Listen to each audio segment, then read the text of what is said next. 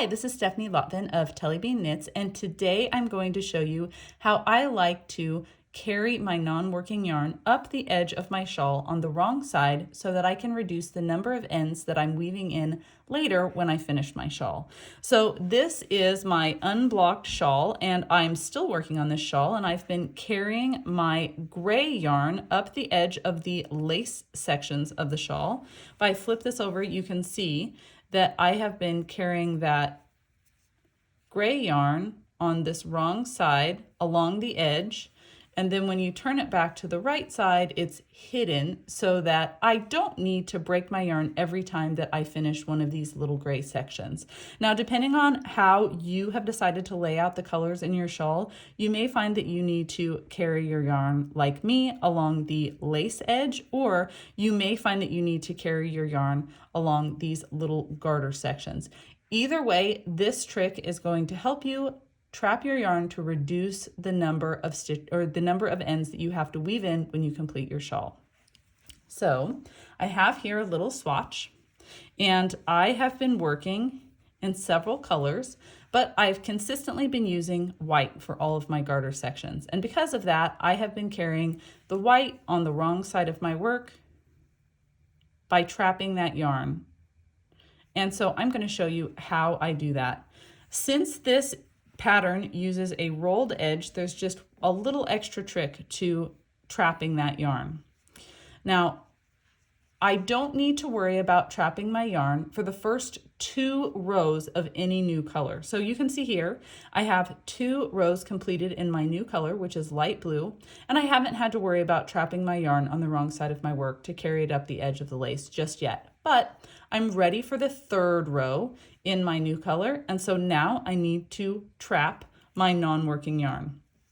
This blue is my working yarn, and this white is my non-working yarn.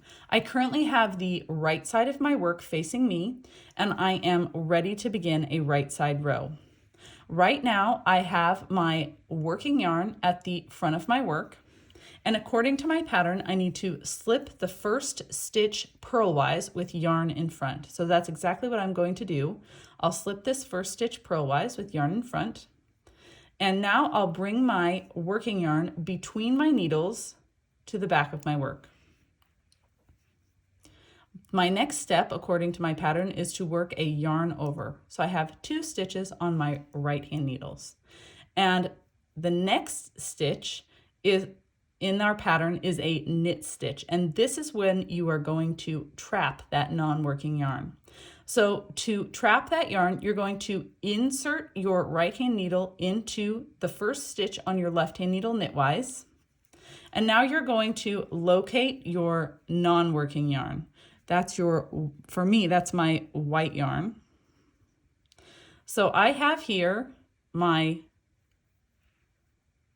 working yarn, which is blue, and my non-working yarn, which is white. And you can see everything's a little loose because I have my needle inside a stitch, but I haven't actually knit it yet, and that previous stitch was a yarn over. So just make sure you keep that yarn over in place. I like to use my pointer finger to just hold those stitches down. And I want my non-working yarn to be my left hand yarn and my working yarn to be my right hand yarn. And now I'm going to cross the non-working yarn over my working yarn. So I'm making an X with the non-working yarn on top.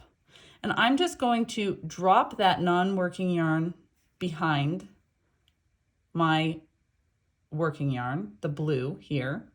You can see that it crossed right over the top of it. Now I'm going to knit this stitch with my working yarn. And if I turn this, you can see that I have trapped my non-working yarn at the back of my work. But if you turn to the front, you can see that it is hidden. Now that I have trapped that yarn, I can just continue with my pattern, working my pattern according to my chart and written instructions.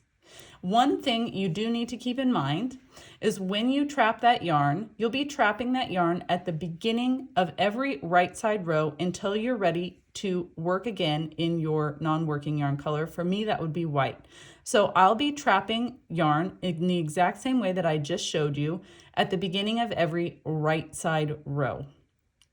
And when I do that, I want to make sure that I don't pull that non-working yarn tight. Those strands that are running on the wrong side of your work need to have a pretty loose tension. And this is because you are going to be blocking your shawl later, and you're going to want to have some stretch in that edge. The rolled edge is a pretty stretchy edge. It's one of my favorite, tidiest, stretchy edges. But you can really reduce the stretch in that top edge if you pull this non-working yarn tight as you are working, as you're trapping that on the wrong side of your work. So be careful every time that you do decide to trap. Be careful not to pull that non-working yarn tight.